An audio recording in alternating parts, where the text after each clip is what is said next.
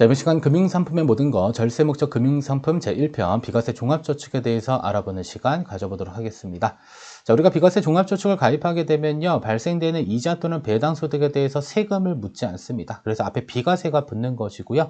납입 한도는 5천만 원까지입니다. 그래서 5천만 원에 대해서 발생되는 이자 또는 배당소득에 대해서 세금이 없다라고 보시면 되겠고요. 그리고 누구나 가입할 수 있는 것은 아니고요. 일단 나이 기준으로는 만 65세 이상이면 가입이 가능하고, 나이가 만 65세 이상이 아니더라도 내가 장애인이다, 혹은 독립유공자의 자녀, 혹은 가족이다, 혹은 내가 기초생활수급자다라고 한다면 이용 가능하니까요. 여러분들 가입 가능하신 분들은 반드시 끝까지 시청하셔서 비과세 종합저축을 가장 먼저 활용하는 게 좋을 것 같습니다. 그래서 관련 내용 오늘 같이 한번 살펴보도록 하겠습니다. 자, 먼저 오늘의 사연을 잠깐 보시면 올해 만 65세가 되는 나고객 씨는 뉴스 기사에서 비과세 종합저축의 적용기한을 2025년 12월 31일까지 연장한다라는 소식을 듣게 됩니다. 자, 그러면 연장했기 때문에 이전에는 2022년 12월 31일까지 가입이 가능했다라고 보시면 되겠고, 무려 3년의 기간이 연장되었습니다. 자, 그리고 1인당 납입 금액은 5천만 원까지고요. 발생되는 이자 배당 소득에 대해서 비과세 된다라고 하는데, 자, 어느 금융회사에서 가입할 수 있는지 그 방법이 궁금하다가 오늘의 내용이 되겠습니다. 자, 그러면 비과세 종합저축 조금 더 구체적으로 알아보시면, 일단 나이 기준으로는 만 65세 이상부터 이용 가능하고요. 나이가 만 65세 이상이 아니더라도 장애인 또는 독립유공자의 유족 또는 가족, 그다음에 기초생활수급자 가입 가능하다라고 볼 수 있겠고요.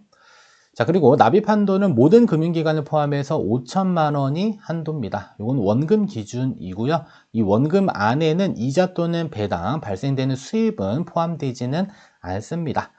또한 과거에 세금부대 종합저축 또는 생계형 저축을 이용했다라고 한다면 이 5천만 원에서 한도가 차감될 수 있겠는데요. 자, 얘네들은 언제 가입할 수 있었냐면 2014년도까지 가입이 가능했었습니다. 둘 다. 근데 세금 우대 종합저축과 생계형 저축이 통합되면서 새롭게 탄생한 게 바로 비과세 종합저축이다라고 보시면 되겠고요. 그다음에 세금 우대 종합저축은 만 20세 이상 거주자 1천만 원 이내에 가입 가능했고요. 생계형 저축의 경우는 만 60세 이상이다라고 한다면 1인당 3천만 원 한도로 가입을 가능했었습니다. 그래서 과거에 세금 우대 종합저축 또는 생계형 저축을 활용했다라고 한다면 이번에 비과세 종합저축 한도 5천만 원에서 차감된 그 금액만큼 한도가 적용된다라고 볼 수 있겠습니다.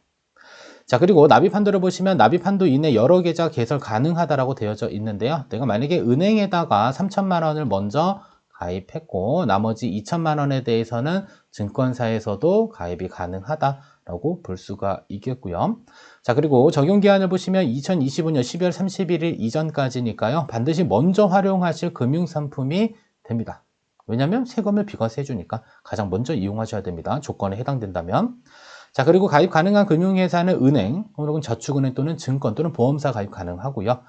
자, 그 다음에 금융상품은 예금 적금, 그 다음에 주식, ETF, ELS 펀드, 채권 등 다양한 금융상품 운용에서 발생되는 이자, 배당에 대해서 세금을 묻지 않겠다라고 볼 수 있습니다.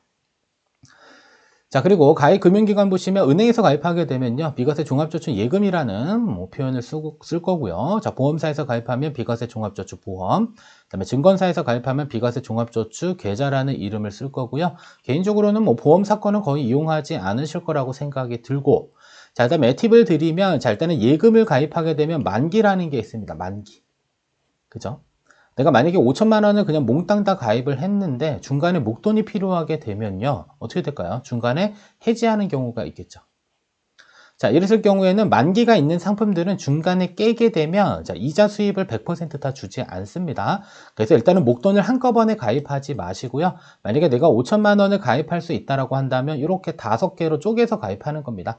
그래서 1천만 원짜리를 그냥 5개의 예금으로 가입을 하면 5천만 원 딱 되니까 우리가 살다가 어떠한 일들이 생길 수 있단 말이죠. 그때는 전체 해지하는 게 아니라 하나하나씩만 해지하셔서 활용하셔도 좋겠고요. 그다음에 증권의 경우는 대체적으로 만기가 없습니다. 우리가 주식을 투자한다라고 했을 경우에는 만기가 없기 때문에 주식 투자에서 발생되는 배당 수입 이런 것들 그냥 자유롭게 인출하셔도 무방합니다. 따라서 만기가 있는 예금을 이용한다라고 하셨을 경우에는 목돈을 한꺼번에 묶어두지 마시고요. 이렇게 분산해서 금액을 분산해서 우리가 만기 이전에 어떠한 돈이 필요할 일이 생겼다라고 한다면 그때 한 개씩만 해지하셔서 활용하시면 되겠고, 증권은 그냥 자유롭게 투자한 다음에 발생되는 이익 자유롭게 인출하셔도 되겠습니다. 그래서 개인적으로 뭐 예금도 물론 뭐 절세 효과가 크겠지만 주식 투자를 하시는 분들에게는 훨씬 더 효율적으로 활용할 수 있는 계좌가 아닐까라는 생각이 듭니다. 자, 그리고 직전 3개년도 동안 금융소득 종합과세, 즉 이자 또는 배당 소득이 2천만 원 초과된 경험이 있다라고 한다면 이때는 비과세 종합저축 활용이 불가능하다라는 점 추가적으로 기억을 해주시면 좋을 것 같습니다. 자, 그러면 어떠한 금융상품으로 운영하면 좋을까? 일단은 예금, 적금 등 안전자산으로 운용할 예정이다라고 한다면 정말 좋습니다. 베스트예요.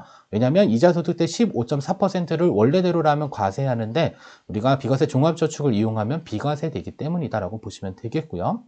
자, 그리고 현재 비과세되는 금융상품은 ISA 계좌, 개인 종합자산관리 계좌가 있고 그다음에 비과세 종합저축을 활용할 수 있는데요. 저는 개인적으로는 비과세 종합저축을 먼저 활용하고 그 다음에 ISA 계좌를 활용하시는 게 좋습니다.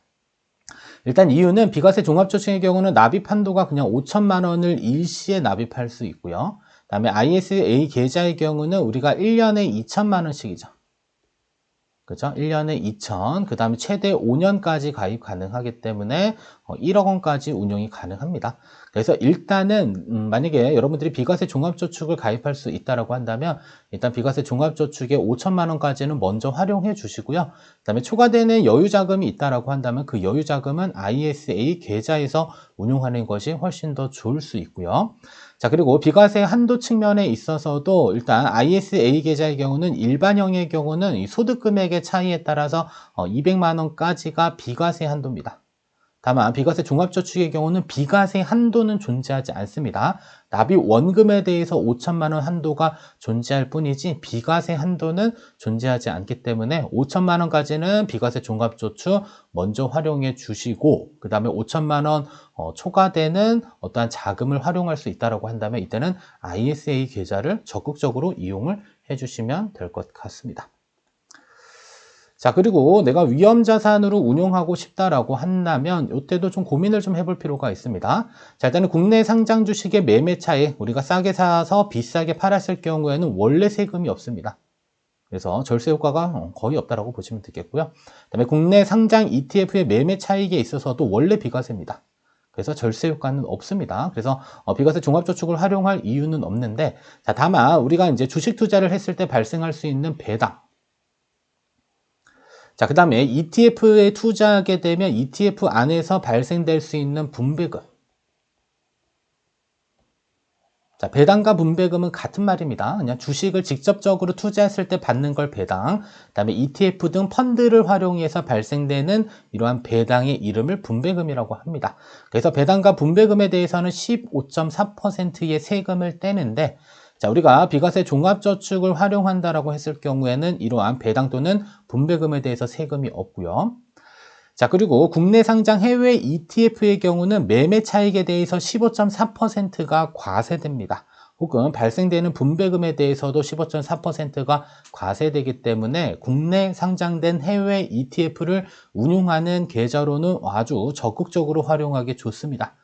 그죠? 그래서 내가 증권사를 이용해서 주식 투자를 좀 해보겠다라고 생각하시는 분들은 이 배당 또는 분배금 또는 자, 국내 상장 해외 ETF를 가입해서 운용하는 이러한 계좌로는 아주 적합하다라고 볼 수가 있겠습니다. 아셨죠? 그래서 우리가 위험자산 또는 안전자산으로 운용할 수 있기 때문에 안전자산은 대체적으로 예적금이니까 우리가 15.4%에 대해서 세금을 떼지 않는 그러한 절세 효과가 있고요. 그다음에 투자를 함에 있어서는 국내 상장 주식 매매 차익은 원래 세금 없고요. 국내 상장 ETF의 매매 차익도 원래 세금이 없습니다.